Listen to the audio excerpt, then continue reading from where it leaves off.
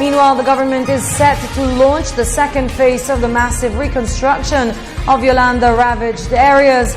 President Aquino is expected to lead the launching of RAY 2. This report.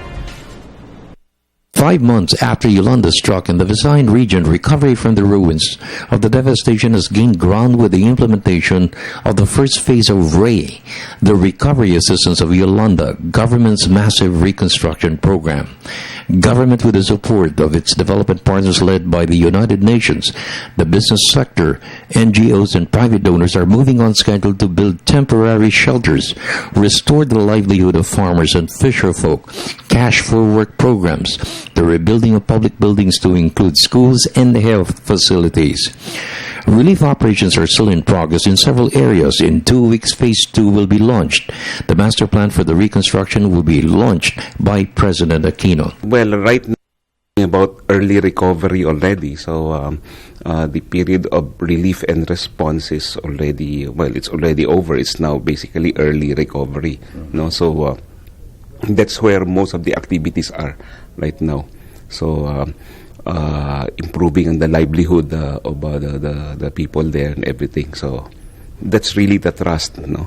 But the bigger plans, of course, they take a little bit more time because you need engineering plans and all that need to be studied properly, and the implementation process takes quite a while, no.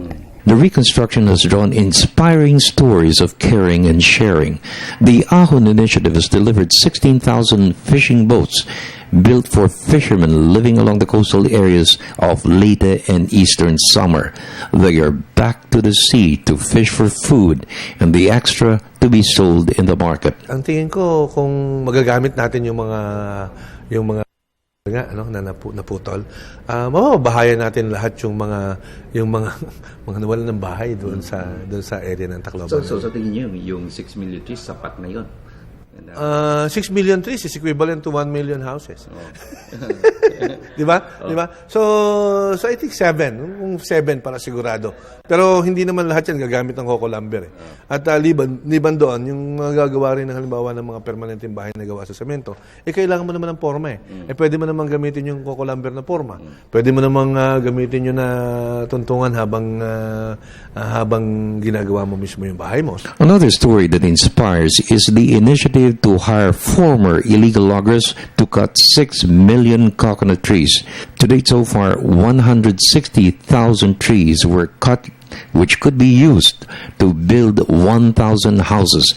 6 million will be the equivalent of 10,000 housing units. Masaya yung mga nagpuputol dati ng kahoy, yan dati mga hinahabol namin. Ngayon nga, nabigyan natin ng trabaho. Alam mo ba, nakakapag-uwi sa kanilang pamilya ng 5,000 sa isang linggo ang pinapadala sa kanilang pamilya.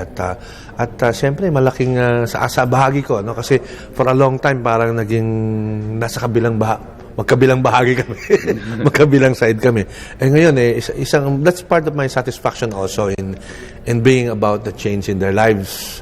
Na nakakatulong na tayo doon sa Tacloban at tulungan na rin Tacloban na natanggal mo pa yung problema ng ibang mga bayan. For the People's Television Network, this is Freddy Abando reporting.